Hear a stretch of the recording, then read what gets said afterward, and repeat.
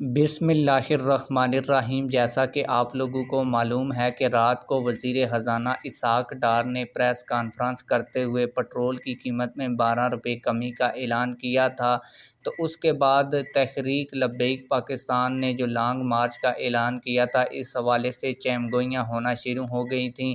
کچھ لوگ کہہ رہے تھے کہ اب تحریک لبیک پاکستان جو ہے لانگ مارچ مؤخر کر دے گی اور لانگ مارچ نہیں کرے گی، کیونکہ حکومت نے خود بخود پٹرول کی قیمت میں کمی کر دی ہے۔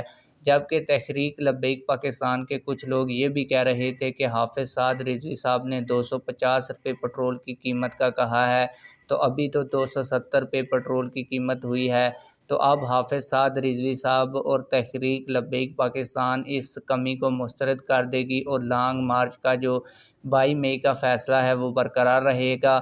اس حوالے سے تحریک لبیک پاکستان نے اور حافظ سعد رضوی صاحب نے باقاعدہ طور پر ایک پریس ریلیز اور اعلان خود جاری کر دیا ہے۔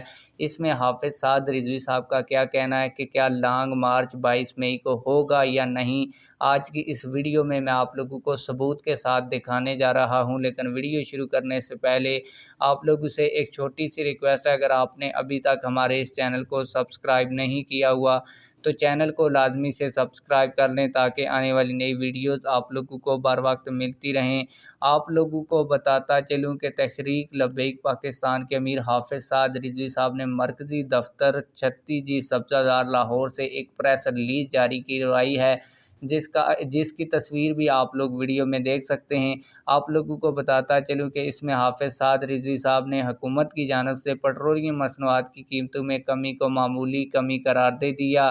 22 مئی سے پہلے پٹرولیم مصنوعات کی قیمتیں 14 فروری پر واپس لانے، موٹر سائیکل، رکشے اور چھوٹی گاڑیوں کے لیے فوری سبسڈی کا بھی مطالبہ کر دیا۔ تیل کی قیمتوں میں اضافہ تو پہاڑ جتنا اور کمی چیونٹی برابر بھی نہیں کی جاتی۔ امیر تحریک لبیک پاکستان حافظ سعد رضوی پی ڈی ایم حکومت کے ہر فیصلے سے عوام کی تکلیف میں دن بدن اضافہ ہوتا جا رہا ہے۔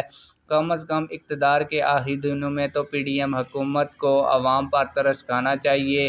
حافظ سعد رضوی 22 مئی کو کراچی سے شروع ہونے والا لانگ مارچ مہنگائی، بے روزگاری، لاقانونیت سمیت عوام کے حقوق پر ڈالے گئے ہر ڈاکے کا حساب لے گا۔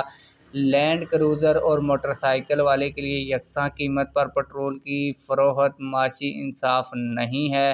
پی ڈی ایم حکومت میں شامل اگر کسی جماعت کو پاکستانی عوام سے ذرا بھی ہمدردی ہے تو وہ وزیر اعظم اور وزیر خزانہ کو سمجھائیں۔